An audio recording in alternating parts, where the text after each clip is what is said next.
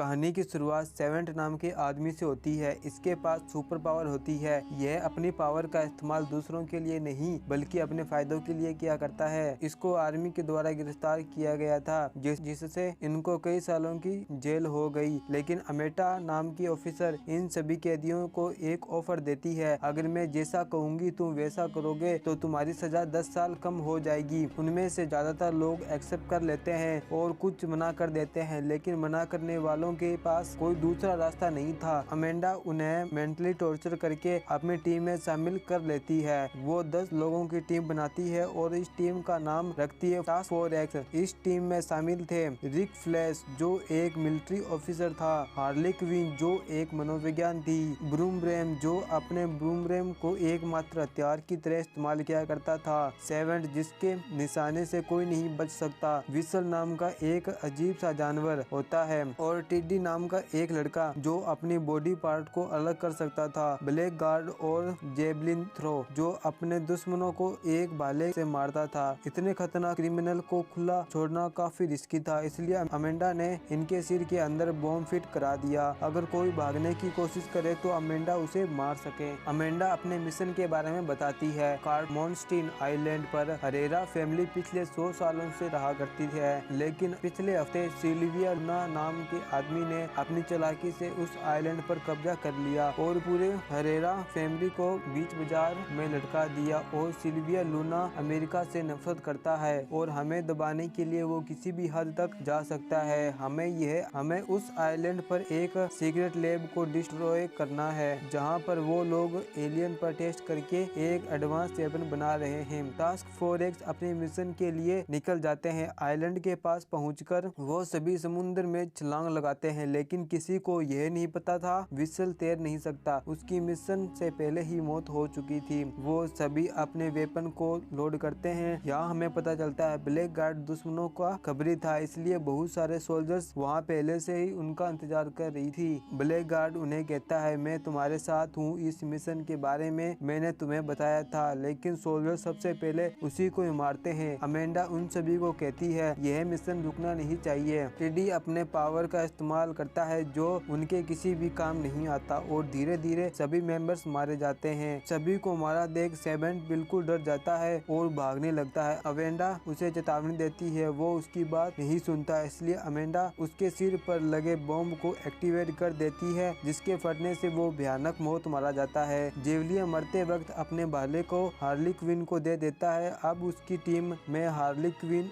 Wick flag ही बचे थे, लेकिन यहीं पर अमेंडा का प्लान खत्म नहीं होता बल्कि उसने बैकअप के लिए एक और टीम बना रखी थी जो उस आइलैंड के दूसरी साइड से एंटर करते। इस टीम में टोटल 5 लोग थे, ब्लड स्पोर्ट, पीस मेकर, पोल का डॉट, मैन कैचर 2 और एक इंसान जिसकी आधी बॉडी शार्क की थी। ब्लैक स्पोर्ट काफी अच्छा इंसान था, वो तो इस मिशन का हिस्सा ही नहीं बनना चाहता था। अमेंडा ने उसकी बेटी को जेल में डालने की धमकी दी थी, इसलिए यहाँ पर आना पड़ा। सभी थोड़ी देर के लिए आराम करते हैं, तभी शार्क को भूख लगती है, इसलिए वहाँ एक लेडी को खाने की कोशिश करता है। ग्रुप के लोग उसे मारने वाले थे, लेकिन किंग शार्क वादा करता है वो अपने मेंबर को नहीं खाएगा। अमेंडा उन्हें बताती है रिच फ्लैग को दुश्मनों ने पकड़ लिया है, उसे जिंदा रखना बहुत जरूरी है, उसे बचाना होगा। वो सभी दुश्मनों की कैंप में घुसते हैं, वहाँ शार्क सभी को खाने लगता है। ब्लड शार्क और पीस मेकर लोगों को मारने के लिए एक कंपटीशन ही कर रहे थे। फिर थोड़ी देर बाद उन सभी को पता चलता है उन्होंने जिन लोगों की जान ली दरअसल वो उनके दुश्मन नहीं थे बल्कि वो सभी तो रिक की मदद कर रहे थे।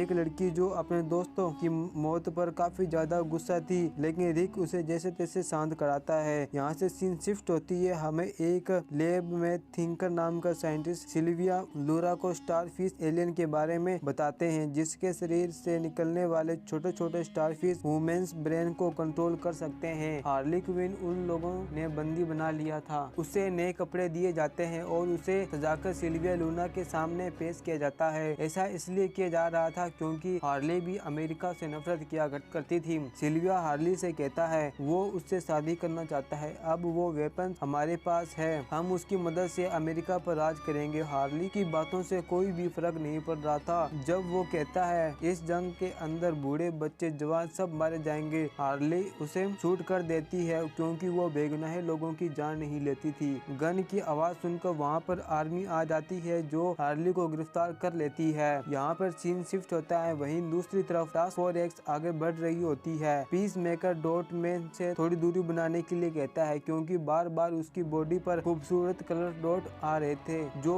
बहुत ही ज्यादा खतरनाक थे। डॉट मैन उन सभी को बताता है कि उसकी मदर ने उन सभी को सुपर हीरो बनाने के लिए हम सभी पर एक्सपेरिमेंट किया, लेकिन उस एक्सपेरिमेंट में ये वायरस सुपर पावर बन गया, लेकिन इसके कारण उसके भाइयों की मौत हो गई। यह सभी अपने बेस को बदलकर शहर में दाखिल हो जाते हैं। इन सभी को एक साइंटिस्ट को पकड़ना था जो स्टारफिश पर एक्सपेरिमेंट कर रहा था। वो सभी उस साइंटिस्ट को एक बार के अंदर ढूंढ लेते हैं, लेकिन आर्मी को इन सभी के बारे में पता चल चुका था जो इन सभी को ढूंढते हुए उस बार तक पहुंच चुके थे। डेड कैचर साइंटिस्ट को पीछे के रास्ते से निकाल लेती है, लेकिन पीस मेकर, रिक और ब्लड स्पोर्ट को ये तीनों पकड़ लेते हैं। उन सभी को जनरल के पास ले जाया जा रहा था जहां उन्हें पता चलता है हार्ली क्विन अभी भी जिंदा है। वो तीनों आर्मी को मारकर वहां से निकल जाते हैं। अब इनका पहला मिशन सिर्फ हार्ली क्विन को बचाना था। वहीं इधर प्रेसिडेंट हार्ली क्विन को टॉर्चर कर रहा था, लेकिन वो उन्हें कुछ भी नहीं बताती। फोरेक्स की टीम हार्ली को बचाने के उन पैलेस तक पहुंच चुकी थी, लेकिन प्रेसिडेंट के जाने के बाद हार्ली क्वीन गार्ड को मारकर लूक खो लेती है और सभी को गोलियों से मारते हुए बाहर आ जाती है। हार्ली अपने फोरेक्स टीम को देखकर बहुत खुश हो जाती है। अब उनका आखिरी मिशन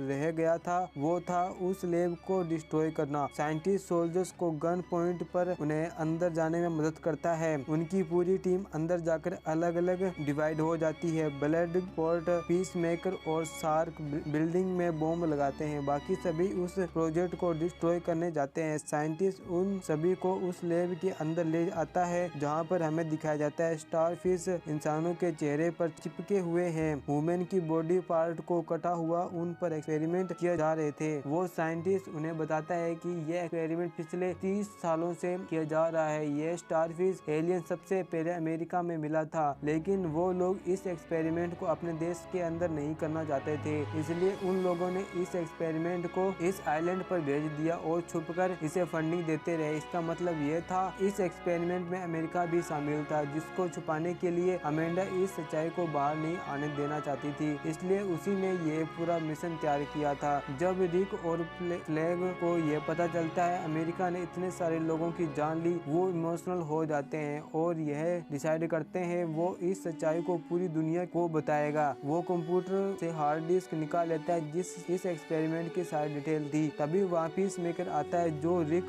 के ऊपर गन पॉइंट कर देता है। यहाँ हमें पता चलता है अमेंडा ने पीस मेकर को यहाँ इस लैब के साथ सारी सबूत को डिस्ट्रॉय करने भेजा था, लेकिन अब रिक, फ्लैग और डेड कैचर को सच्चाई का पता चल चुका था, इसलिए पीस मेकर को उन दोनों को मारना पड़ेगा। वहीं दूसरी तरफ हम किंग शार्क को देखते हैं जो बड़े से फिश टैंक के अंदर कुछ जेलीफिश को देखता है जो देखने में बहुत ही प्यारी थी, इसलिए वो उनके साथ खेलने लगता है। वहीं मिलिट्री ने इन सभी को चारों तरफ से घेर लिया था। हार्ली, डॉटमैन और ब्लड स्पोर्ट लैब के ऑफिस के अंदर छुप जाते हैं, पर सोल्जर्स उन्हें देख लेता है और उनकी फायरिंग से पहले ही डॉटमैन उन सभी के ऊपर एक्सप्लोजिव फेंक देता है। बाय मिस्टेक वो एक बॉम्ब के ऊपर गिर जाता है और एक के बाद एक बॉम्ब फटने लगते हैं, जिसके कारण शार्क जिस टैंक के सामने खड़ा था वो टूट जाता है और वो मछलियां के साथ बहता हुआ एक जगह पर आ जाता है। ये फिश काफी खतरनाक थी। वो सभी मिलकर किंग शार्क को काटने लगती है, जिससे वो ज्यादा जख्मी हो जाता है और बिल्डिंग से नीचे गिर जाता है। ऊपर से सोल्जर्स उसकी गोलियों की बौछार कर देते हैं, जिससे शार्क को कोई असर नहीं होता। वो सभी को खाने लगता है। इधर पीस मेकर रिक को मारने ही वाला था, तभी बिल्डिंग धंसने लगती है। वो पूरी तरह जख्मी हो जाता है। इतने बड़े ब्लास्ट के बाद वो स्टारफिश आजाद हो जाती है और साइंटिस्ट को मार डालती है। इधर पीस मेकर और रिक के बीच खतरनाक फाइट होती है। रिक के दिल पर नुकीले पत्थर से वार कर देता है, जिसके कारण उसकी वहीं पर मौत हो जाती है। इधर वो लड़की हार्ड डिस्क को उठा कर लेती है और वहाँ से भाग जाती है। बाहर आकर देखती है पूरी बिल्डिंग गिरने वाली है। इधर सभी अपनी जान बचाने के लिए पूरी कोशिश कर रहे होते हैं। पीस मेकर उस लड़की को मारने ही वाला था, तभी ब्लड स्पॉट ऊपर से गिरते हुए उस फ्लोर तक पहुंच जाता है। वो देखता है पीस मेकर रेड कैचर को मारने ही वाला था, उस पर फायरिंग कर देता है। पीस मेकर भी उसके ऊपर फायरिंग कर देता है, लेकिन ब्लेड की बुलेट छोटी छोटी होने के कारण उस बुलेट को पार करते हुए सीधा पीस मेकर गले पर लगती है, जिससे वो वहीं मारा जाता है। रेड कैचर बताती है पीस मेकर ने रिक को मार दिया और यह एक्सपेरिमेंट अमेरिका ही करवा रहा है। तभी वो एलियन स्टारफिश बिल्डिंग से बाहर निकलती है। उसका शरीर विशालकाय था, उसके बीच में एक बड़ी सी आंख भी थी। मिलिट्री उस पर फायरिंग करती है पर कुछ फायदा नहीं होता। वो अपने शरीर से हजारों की संख्या में छोटे छोटे स्टारफिश निकालती है जो लोगों के चेहरे पे जाके चिपक जाती है और मरे हुए लोग वापस खड़े हो जाते हैं और शहर की तरफ बढ़ने लगते हैं। अमेंडा का यह मिशन इधर पूरा हो चुका था, जो इस मिशन से अपने सबूतों को मिटाना चाहती थी। वो उन सभी को ऑर्डर देती है तुम लोग वापस आ जाओ। अब इन दुश्मनों का जितना ज्यादा नुकसान होगा उतना ही दबाना और ज्यादा आसान होगा। इधर स्टारफिश सभी लोगों को मार रही थी। ये देखकर वो अपनी ऑर्डर को फॉलो नहीं करता। वो सभी स्टारफिश को रोकने के लिए चले जाते हैं। अमेंडा उन सभी को धमकी देती है लेकिन उसकी ऑर्डर का कोई फर्क नहीं सुनता, कोई भी नहीं सुनता। अमेंडा बटन को दबाने जा रही थी तभी उसके साथी उसे मारकर बेहोश कर देते हैं, क्योंकि उन्हें भी पता था अमेंडा गलत कर रही है। ब्लड स्पॉट अपनी गन को अपग्रेड करके फायरिंग करता है। किंग शार्क उसे खाने लगता है। डॉटमैन उसके पैरों पर डैमेज कर देता है जिससे उसे काफी नुकसान पहुंचता है। स्टारफिश उसे अपने पैरों के नीचे कुचल देता है। शहर के लोग ब्लड स्पॉट के ऊपर हमला करते हैं। उसकी बुलेट खत्म होने के कारण वो हाथों से फायर करने लग जाता है। रेड कैचर शहर के सभी रेड को बुलाकर स्टारफिश पर हमला करवा देती है। लाखों की संख्या में रेड उससे खाने लगते हैं। हार्ले भी अपने भाले लेकर उसकी आंख में चली जाती है। रेड अंदर घुसकर उसकी आंखों की नसों को काटने लगते हैं, जिसके कारण वो एक बिल्डिंग के ऊपर गिर जाता है। वो मारा जाता है। वो सभी डॉटमैन को याद करते हुए काफी इमोशनल हो जाते हैं। अमेंडा उन्हें फोन करके मारने की धमकी देती है। ब्लड स्पॉट कहता है ऐसा करने की कोशिश बिल्कुल मत करना, वरना इस एक्सपेरिमेंट को रिसर्च को पब्लिक कर दूंगा। सभी को अमेरिका ने असली चेहरा दिख जाएगा। अमेंडा अपनी डील को एक्सेप्ट कर लेती है और उन्हें आजाद कर देती है। इस मूवी के लास्ट में देखते हैं वीवर जो पानी में डूब गया था वो मरा नहीं था, वो अभी भी जिंदा है और पीस मेकर भी जिंदा है। फिलहाल अमेंडा की देख रेख में है। इसी के साथ ये प्यारी सी मूवी यहीं पर समाप्त होती है। Thanks for watching. और गाइस ऐसी वीडियो और देखना चाहते हो तो कमेंट बॉक्स में दिए गए लिंक पर क्लिक करके देख सकते हो। वीडियो को लाइक, चैनल को सब्सक्राइब करने के लिए आपको तहे दिल से शुक्रिया। Thanks for watching.